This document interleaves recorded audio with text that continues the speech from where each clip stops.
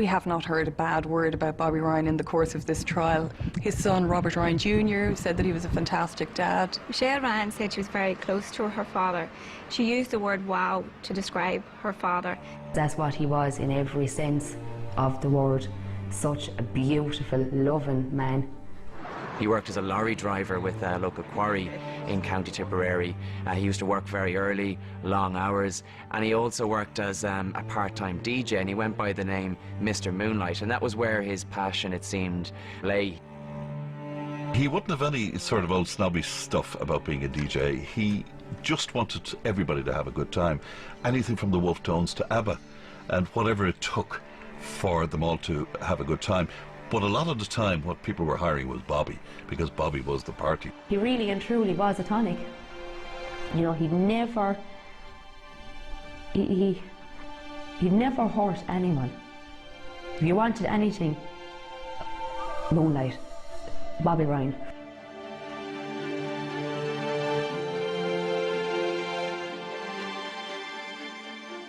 So at 5:30, Bobby Ryan came home.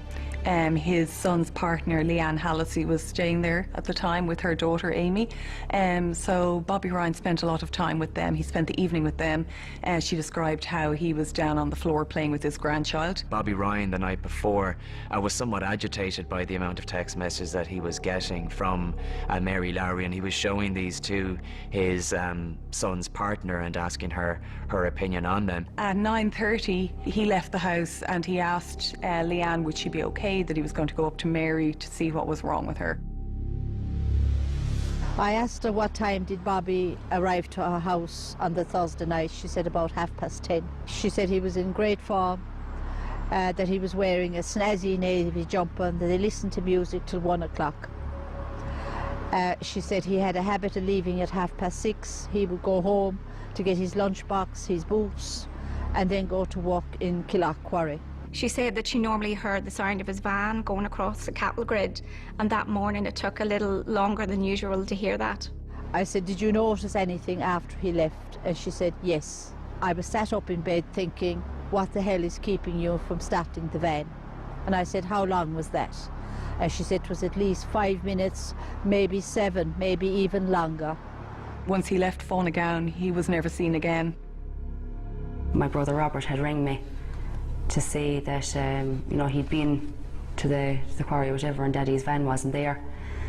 So and my first initial reaction was, okay, you know, maybe he's taken the day off, even though there was a bigger portion of me that said no way was he going to take the day off. Bobby Ryan's daughter Michelle was the one who raised the alarm because he hadn't shown up for work, and I suppose that went to his character too, because he was a hard worker, he was a good timekeeper, he was never late. Well, here in the radio station we got notification from the Gardaí that they needed some help in tracing a missing person, and that missing person was Bobby Ryan. And I mean, that rang alarm bells with me. Was it the Bobby Ryan that I knew? And of course subsequently we found out that it was.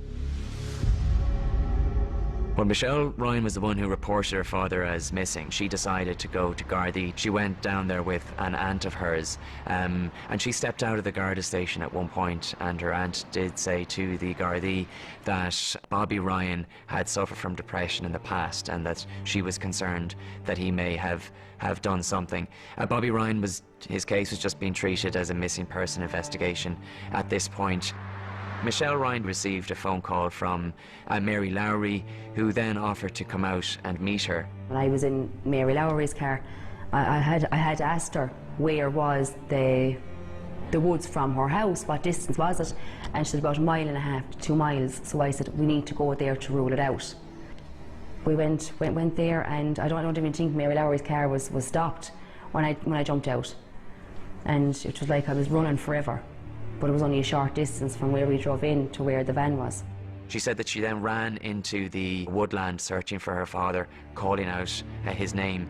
And when she came back, Gardaí had then arrived at the scene, and she was speaking to a Garda, and she asked for permission to go back into the van. A number of things didn't click with me, first of all. Number one, I was able to open the driver's door of the van. Daddy would have never have left his van, and the way the seat was. You know, I knew what way the seat used to be positioned, because when I used to get in to drive it after Daddy, I never used to have to adjust it. But that day, when I got into it on the 3rd of June, the seat was back to the back. And she went out and told Gardaí that her father wasn't the last person to drive that vehicle. As we searched, we became aware of a potential sighting at the Cardangan Road. We searched the whole areas there. We just continued searches. We searched empty buildings. He had vanished without a trace. There were extensive searches involving Gardaí and members of the public of Bancha Woods where his DJ van was found. It was mental torture. Was Daddy tied up? Was he trying to get to his phone? Was he hurt? You know, was he still alive? Like, these are everything. Like, I mean, for weeks on end we were going through the woods screaming his name. We were called in by Catherine Costello. Bobby Ryan's van, as you know, was found down here at the end of the passage. I suppose that was an element of maybe suicide because the van was found not locked. So not alone were you looking down, but you were looking up as well. You were searching for a phone, you were searching for car keys, you were searching for a shoe, any slightest bit of evidence at all to indicate that he was in here. But we found absolutely nothing. We were confident, very confident that our search was thorough, that we could confidently report back to An Garda, know that there is nobody here. We would have been confident that we had searched every inch of the areas that we had designated ourselves. As Gardaí searched the farm at Fonagown, they did so with the help of Patrick Quirk, unaware that he and Mary Lowry had been having an affair. We heard when Gardaí searched the land at Fonagown, when Bobby Ryan was still a missing person. When Gardaí searched 2 slurry pits, Patrick Quirk was there to assist them and show them the pits. And when he was asked, were there any more tanks on the land, he said no, knowing full well that there was a 3rd tank. We heard from Martin Lowry's brothers, Jimmy and Johnny, who gave evidence at the trial to say that they recalled the runoff tank being constructed in the 1970s, and asked who was aware of the existence. They said, you know, the 2 of them, Martin Lowry obviously, and Pat Quirk. When Mary Lowry's husband Martin died in 2007, she was left with this huge farm that she had to take care of. She also had 3 little boys to look after. Mary Lowry said that she found it very difficult to cope, you know, on her own. She said she didn't have any experience with accounts. Patrick Quirk stepped in with an offer to rent some of the farm from her and to manage her investments. Patrick Quirk is married to Imelda Lowry, whose brother was Martin Lowry, and Martin Lowry, we heard, was a very good friend of Patrick Quirk's. He described him as a best friend. The 2 of them became very close, and eventually the relationship became physical. In her testimony today, Mary Lowry said that the only explanation she could offer for this seedy affair was that she hadn't had a sexual relationship for many years because her husband had been sick. It is several weeks after Bobby's disappearance and search parties are still at work. As another search comes to an end, Catherine Costello receives a phone call from Mary Lowry. Well, it was becoming apparent that it wasn't suicide. There was nobody in the area, and it was after one search. It was about 6:30 in the evening. We'd walked all day when Mary Lowry called me asking could she see me. I was actually in the garage at Bancha. A carload of people had walked all day, and when she pulled into the garage I got into her car, and she was very, very distressed to the point of hysteria. Days was now going into weeks and there was no sign of Bobby. So it was a very different Mary Lowry. She apologised, said, "I'm sorry I didn't tell you when I met you, but I had an affair with my brother-in-law, Pat Quirk." She was praying to her late husband for guidance. That's what she told me. She said the affair was wrong. She was having suspicions that what happened to Bobby could be foul play. Catherine Costello told her then at this point that she had to tell Gardaí about it because they were not aware of that piece of information.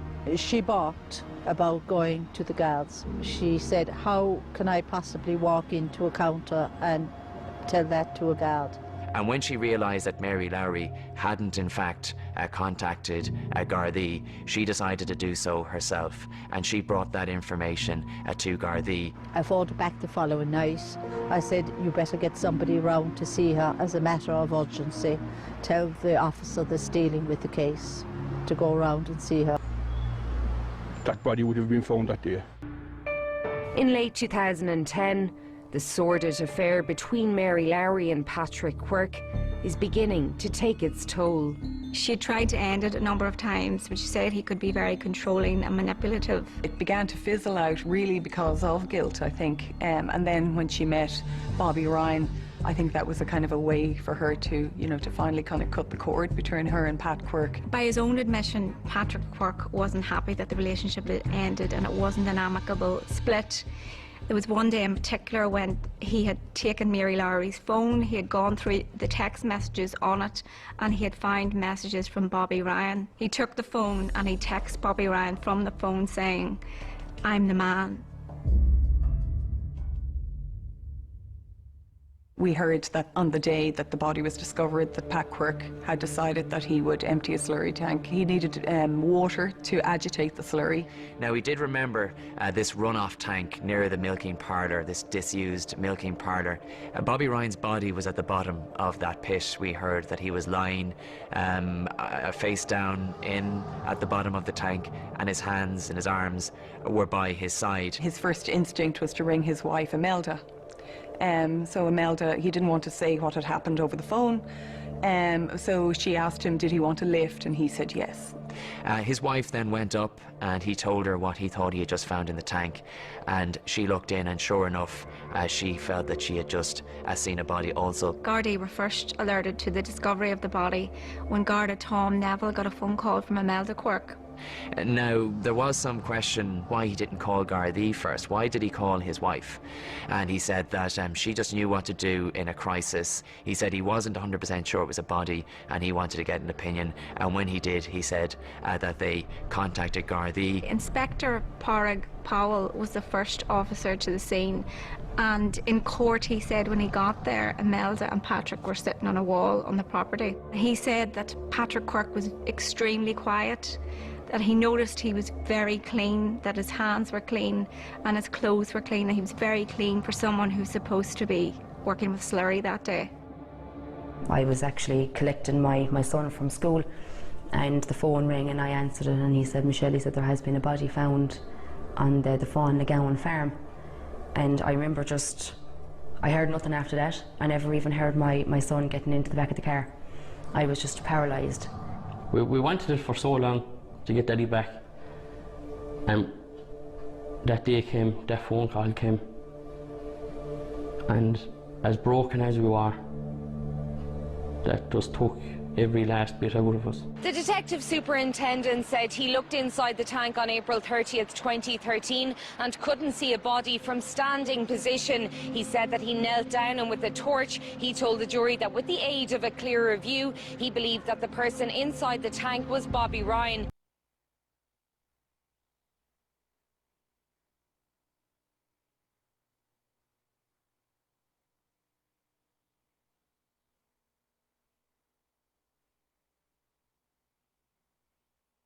The deputy state pathologist at the time was Dr. Khalid Jabber, and when the Gardaí rang Dr. Jabber to ask him to attend the scene, he declined.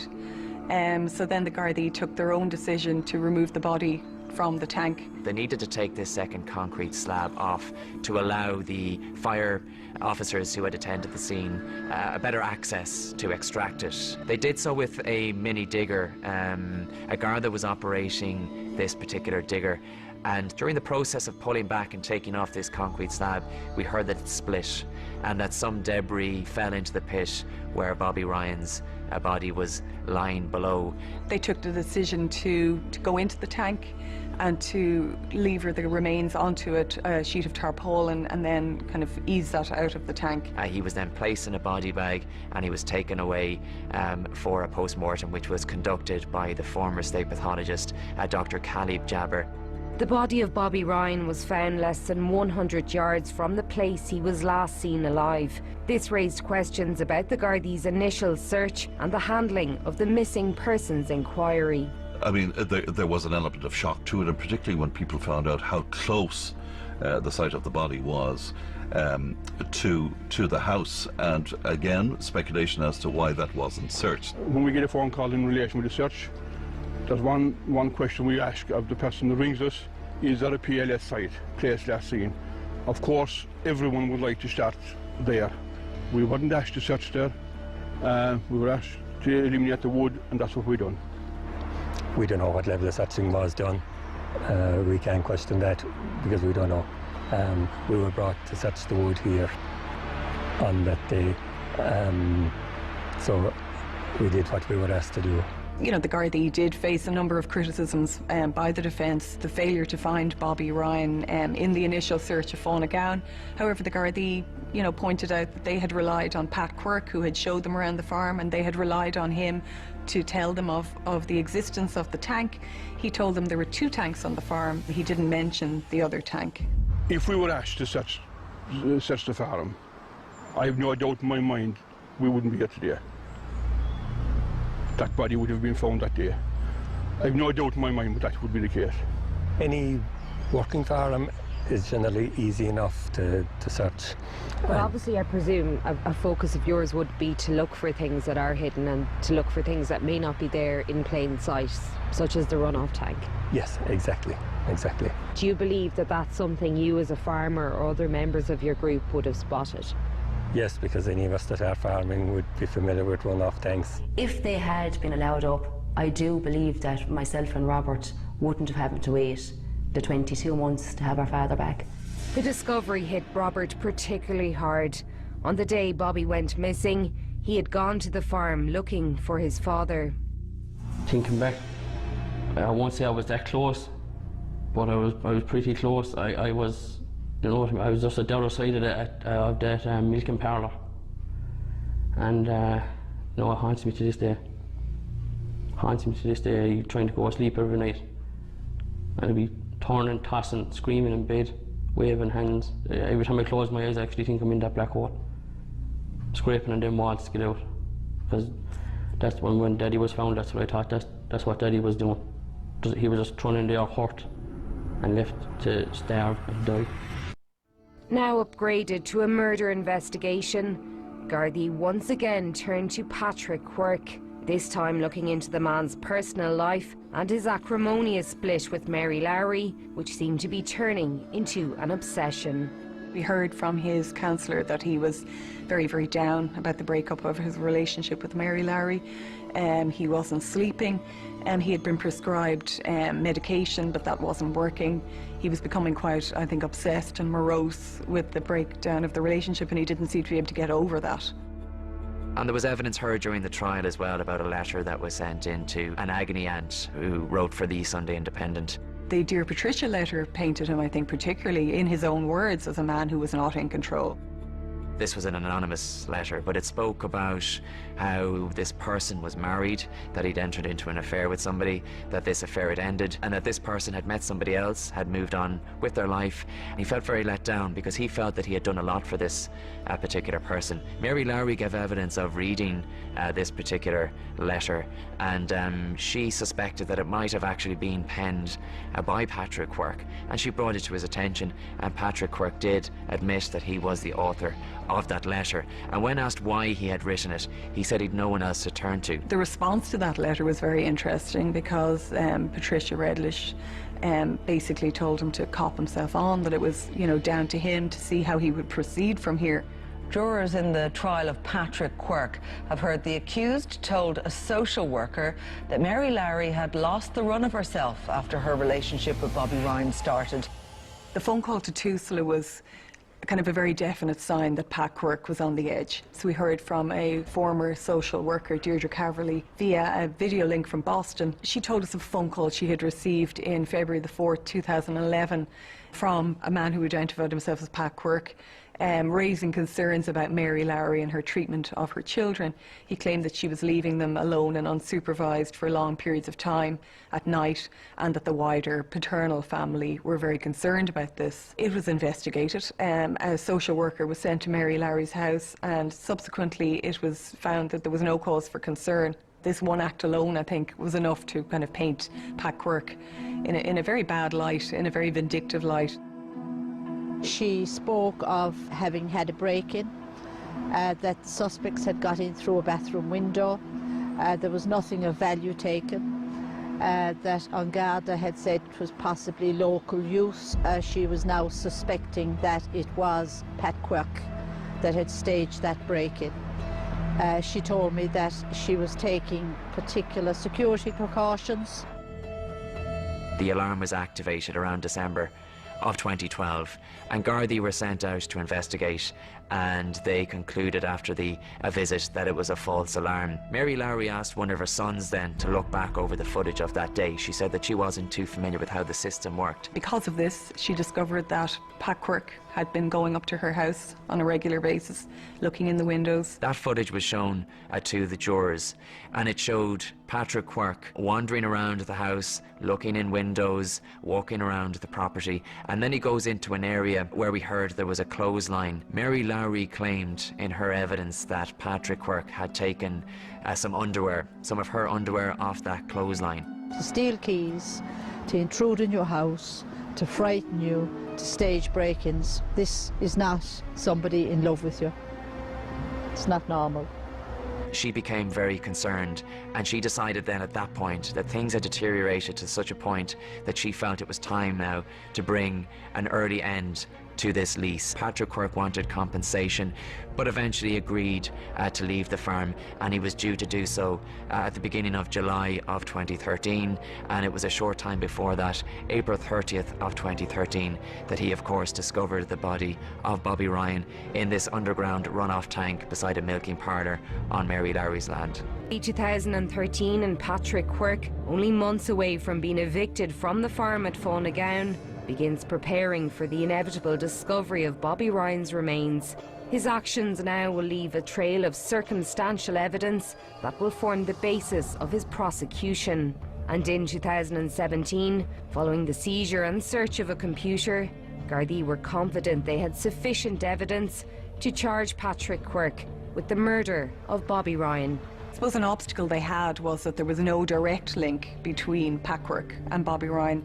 There was no DNA evidence found, there were no fingerprints found, there was nothing to actually bind the two together. We're all so enamored with CSI programs nowadays, and we watch them all of the time, and we see these immediate results from DNA, and we see these sort of immediate closure of investigations and stuff, that we almost expect that to be applied to something like this. And of course, I mean, one thing is fiction, the other is reality. One of the first things the prosecuting barrister Michael Bowman said to the jurors was there was no smoking gun, they weren't going to be presented with blood-stained clothing. There were no direct evidence, forensic or otherwise, linking Patrick Quirk to the murder of Bobby Ryan. He said that all of the evidence against Mr. Quirk would be circumstantial. The prosecution will seek to put a chain of circumstantial facts together, and it's those circumstantial facts, each one in and of itself may not be sufficient to prove the case beyond a reasonable doubt, but when they're put together as a composite picture,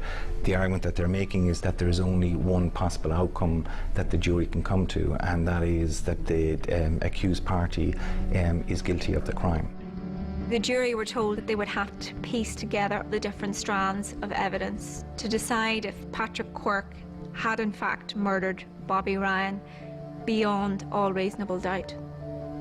And what Michael Bowman also did was he speculated about Patrick Quirk's motive for killing Bobby Ryan. Bobby Ryan was essentially a love rival, and Michael Bowman suggested that Patrick Quirk felt he needed to get Bobby Ryan out of the picture, that he wanted to get back with Mary Lowry, and he reached a point where the only way he felt he could get him out of the picture was to murder him and to dump him in an underground pit. Unfortunately for Mary Lowry, they had to delve very, very deeply into her private life in a way that really does not happen in most trials.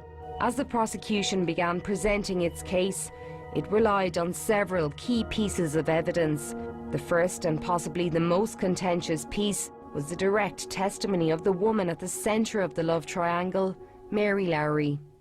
There was a series of robust exchanges between Mary Lowry and the defence lawyers on, I think, her third day. She was cross-examined at length, as was Bernard Condon's right. He had his client's best interests at heart.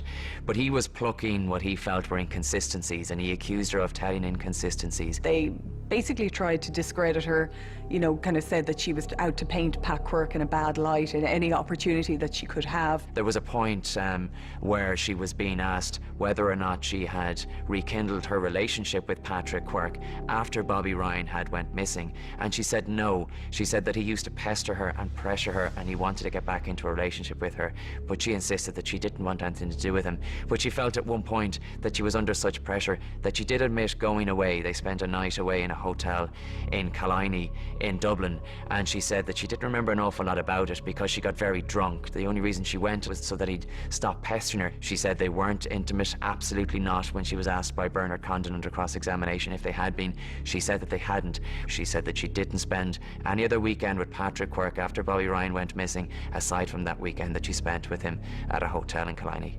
Bernard Condon pressed her further and asked her if she'd ever stayed at the Cliff House Hotel in Ardmore, County Waterford. She said no, that she didn't recall ever staying there. And then it was shown to her that there was a reservation made under the name of Patrick Quirk, but sent from an email address associated with Mary Lowry's name. When asked how could it be that there is a transaction to the Cliff House Hotel coming out of your bank account for the exact same amount for that stay around the same time, and she said that Patrick Quirk had access to her house, and she put forward the proposition that perhaps he would have accessed her computer, and Bernard Condon was quick to point out that that was a wild theory. In any other murder trial, a vital piece of evidence is the body of the victim. In this case, however, even with the discovery of Bobby Ryan's remains, the prosecution were faced with a significant challenge. On the day the body was discovered, a call was put in to the state pathologist to get a pathologist to the scene. Dr. Khalid Jabber wasn't able to attend. And he was invited to come and give evidence about the post-mortem that he carried out the day after Bobby Ryan's body was discovered, but he declined that invitation. I think it would have been beneficial for the pathologist to have visited the scene, seen the body in situ, and supervised the removal of the body from the concrete pit. And certainly that's what I would have wanted to have done if I had been involved in the case initially. If you don't go to the scene and you haven't assessed it, then if some other matter is raised, you may not be able to answer that. And I think there were issues that really couldn't be answered because of that failure of Dr. Jabber to attend. I think there is more that he could have done. Because of the limited examination, that then prevented me from perhaps being able to offer any further opinions, perhaps more conclusive evidence in relation to how the injuries were sustained. Superintendent O'Callaghan was present when Dr. Jabber carried out an autopsy on the body of Bobby Ryan on May 1st, 2013, the day after it was removed from the runoff tank. The pathologist found multiple injuries consistent with an accident, traffic collision or a serious assault. Dr. Khalid Jabber's report was subsequently reviewed by a number of pathologists, including Dr. Jack Crane, who's a former Northern Ireland state pathologist. Professor Crane reviewed Dr. Jabber's post-mortem report, and he agreed the cause of death was blunt force trauma. There's absolutely no doubt that he sustained very severe head injuries. There were very severe, complex fractures of the skull and of the facial skeleton. Now, it was my view that the only tenable and credible explanation for those injuries was him having received a number of blows to the head from some form of blunt object. The difficulty was that because of the lapse of time, we weren't able to assess any surface injuries. There was no skin available for examination, which often gives you a clue as to what weapon or weapons might have been used. The evidence from the CT scan showed really extensive skull injuries. It was actually extremely poignant evidence, I thought, because it just showed the extent to which Bobby Ryan had been beaten. However, the defence produced their own pathologist, who is the acting state pathologist for here, Dr. Michael Curtis. Jurors in the trial of Patrick Quirk have heard evidence from the deputy state pathologist who found the most likely cause of Bobby Ryan's death was due to a trauma from a vehicular impact. In his opinion, the mechanism of death was vehicular impact, or in other words, Mr. Ryan had been struck by a moving vehicle. If one is struck by a motor vehicle, maybe thrown into the air, thrown onto the ground, you will see a fracture or maybe a couple of fractures of the skull where the head impacts with the ground. To me, it's not credible that we have multiple skull fractures and fractures of the facial skeleton. That, to me, implies multiple impacts. And so that, in my view, rules out a simple vehicular collision. The pathologist was really tough now. That was something I don't want to ever sit through again.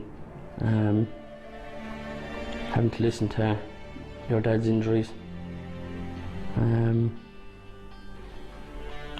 You know, day in, day out. You close your eyes for a second and hope you'll wake up and this is not happening to you. There was a big break, you know, on his thigh bone. Was that the first one? Did he feel the rest? Like, we have no answers, and there's no way of anyone to tell us that he didn't feel it.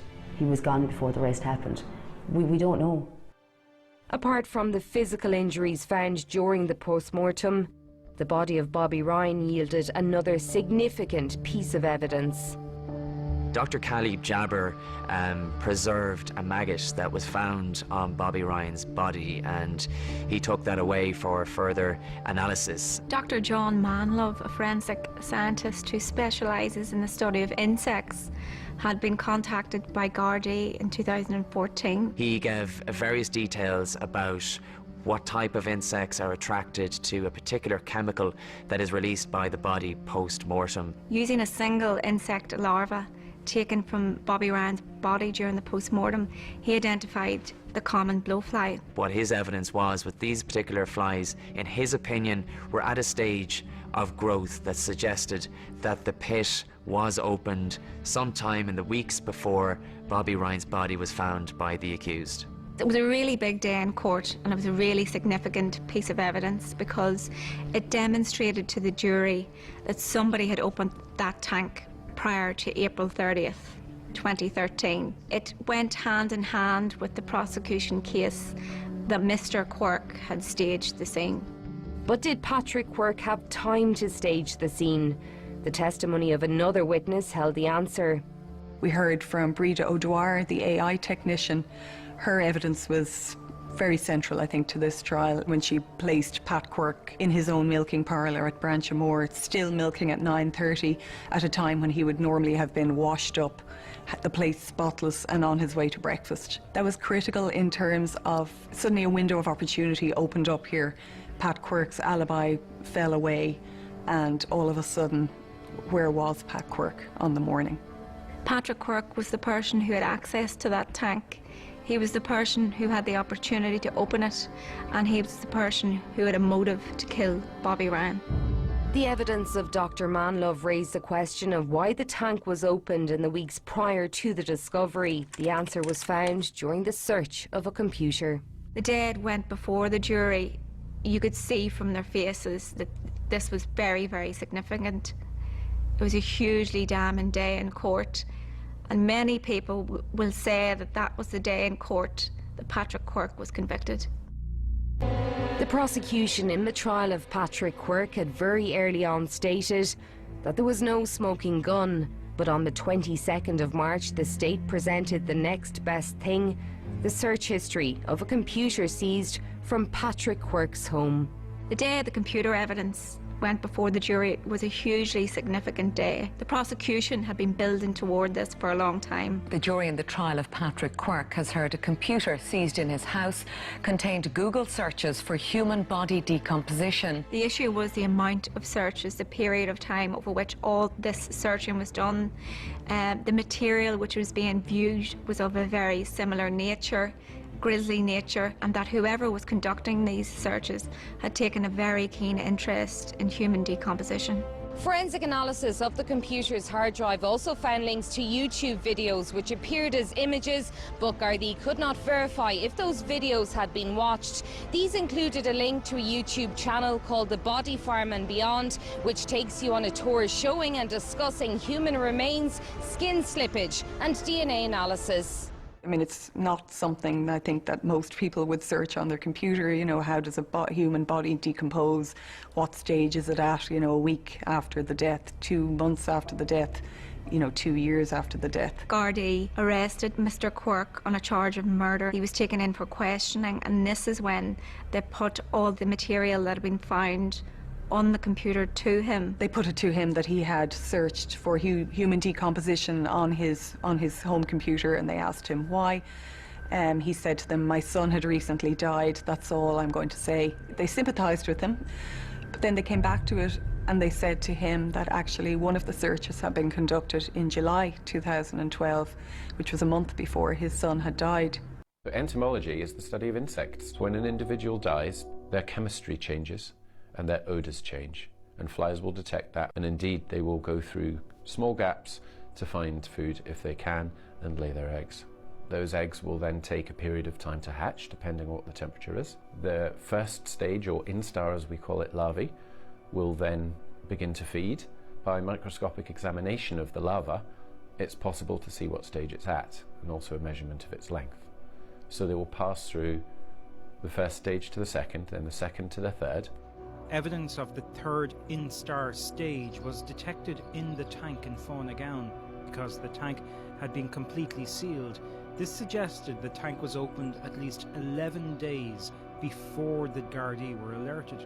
My job is to actually look at the evidence I've been given to offer an assessment of how we got there. Some of the work you've done would be, I imagine, quite upsetting. I'm being asked how and when. I don't want to wonder about the why. He didn't really seem to know what to say to that. The dead went before the jury. You could see from their faces that this was very, very significant.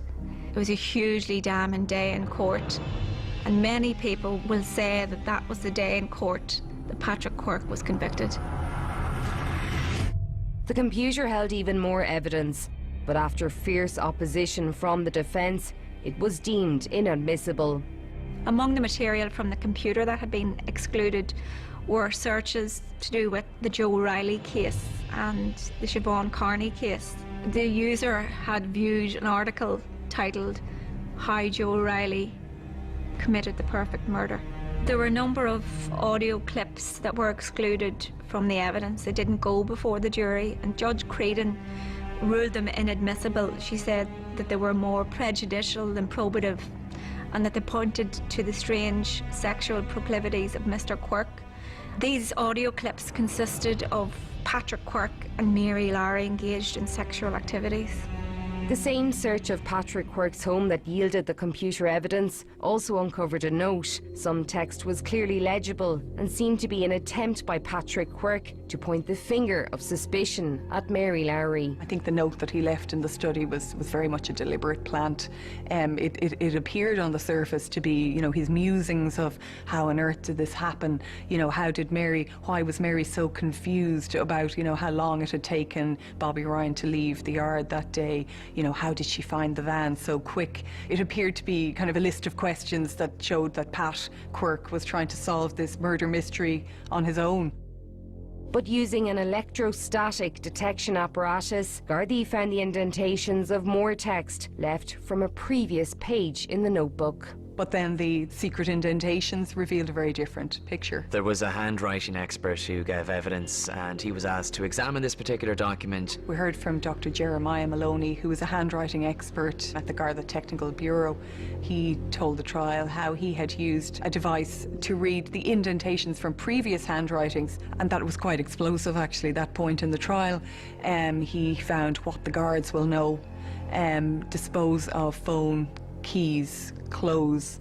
Body murdered, possibly in house. There was reference to body being naked, and these were a number of words that were found as indentations on the paper.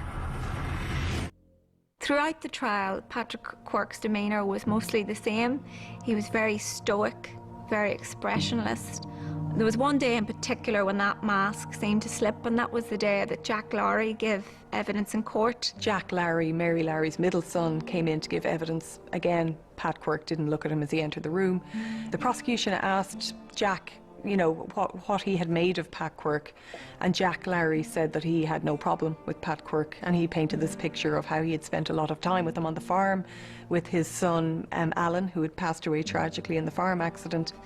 And he'd gone back in time. He was talking about a time in Fonagown when they were children and they were playing on the farm, himself and Alan and Patrick Quirk. And it was very clear that there was some kind of bond had formed between the three of them. And the reaction from Pat Quirk to this was actually quite extraordinary. Patrick Quirk became very, very emotional. His lips were trembling. He was clearly fighting back tears. And for the first time during the trial, you really saw some sort of sense that he had actual emotions. At Bobby's funeral, his daughter Michelle spoke so eloquently about her father, and spoke about that profound sadness, and also spoke about the need for justice as well, and that somebody should pay a price for the death of her father. Michelle Ryan addressed the congregation and said, you know, God didn't take Daddy from us. Somebody else who was playing God did that. I just jumped up out of my seat and went over and I grabbed the coffin and I hugged the coffin. It seemed to just 4 screws. I wanted to just unscrew them. And regardless of what was facing me in there, I just wanted to hold it. Do you know what I mean? I wanted Daddy back. There was nothing else going to do me. There was nothing else going to do me. There was a brown box. But what was inside in that brown box, I wanted it. But it belonged to us, it belonged to me. Do you know what I mean?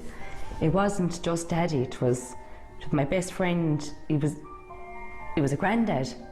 You know, he was our world. He was the life and soul, like, of everything. The jury began its deliberations at 2 p.m. yesterday. They returned just over an hour later, requesting a transcript of all of the Garda interviews with the accused, Patrick Quirk, and requesting phone records submitted in evidence. The jury have 2 verdicts open to them in this case. They can find Patrick Quirk guilty of murder, or they can acquit. At the end of the day, the most important thing here was that Patrick Quirk, a 50-year-old farmer, was sitting in the dock accused of the most serious crime that anybody can be accused of in this country. And the only people who really mattered, when you think about it, was the 12 men and women of the jury who ultimately had to decide his fate. Every minute that went past was pain. Not knowing 12 strangers, will they come back, whether guilty or not guilty. It's something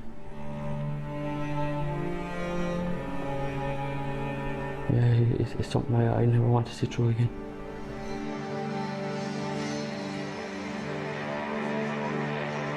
Patrick Quirk arrived at the Central Criminal Court this morning, accompanied by his wife Imelda. His last morning as a free man and as an innocent man in the eyes of the law. It was very tense in courtroom 13 as the accused Patrick Quirk sat in the dock, and the foreman of the jury read out the verdict, finding him guilty of Bobby Ryan's murder by a majority verdict of 10-2.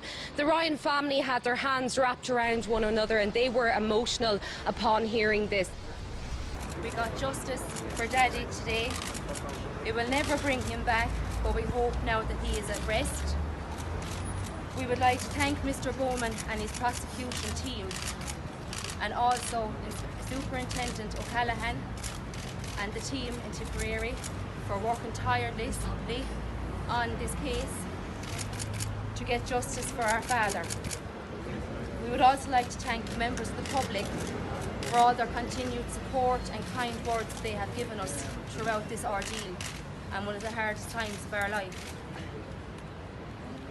And we would also like to thank, most importantly, all of our family and friends who have stood by us the whole time through this, every step of the way.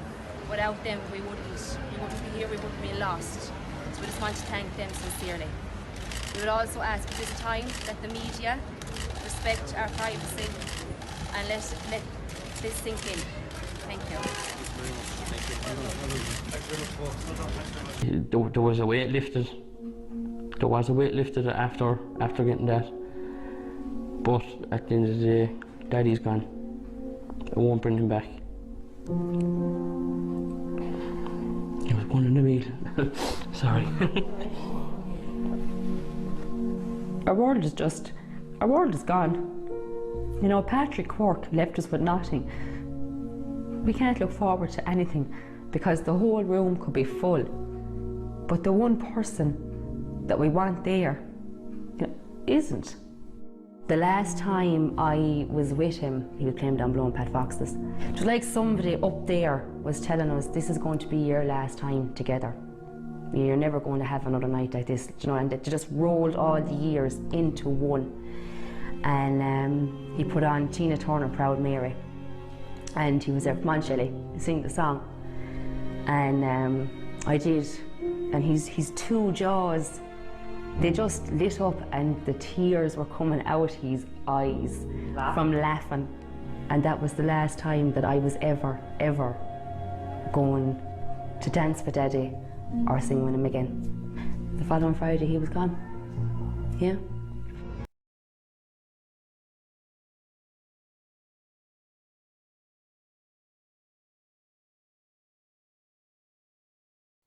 Patrick Quirk was convicted of Bobby Ryan's murder last May following the longest-running murder trial in the state's history. The trial heard helicopters, divers and rescue teams were all involved in the search for Bobby Ryan, who went missing from his girlfriend's home at Fonagown in Tipperary on the morning of June 3, 2011. 22 months later, Patrick Quirk found his body in a runoff tank, yards from where Mr. Ryan was last seen alive. The same man would 6 years later stand accused of a calculated and controlled murder. Over 14 weeks, the trial of Patrick Quirk heard from dozens of civilian witnesses, Gardaí forensic specialists, Bobby Ryan's family and testimony from the state's key witness, Mary Lowry. She spelled out the details of what she referred to as a seedy and sordid affair with the accused. The state laid out the details of why Patrick Quirk had the motive to murder Bobby Ryan, because he wanted to rekindle his affair with Mary Lowry. It was put to the jury that Patrick Quirk had the opportunity. He was leasing the farm from his ex-lover. It was the prosecution's case that he placed Mr. Ryan's remains in an underground tank and that he staged the discovery of his body because his lease on that farm was coming to an end. The 50-year-old farmer from Branchmore in Tipperary was found guilty by a majority jury verdict and was given the mandatory life sentence by Judge Eileen Creedon. Today it was confirmed a date has been set for his appeal against his conviction.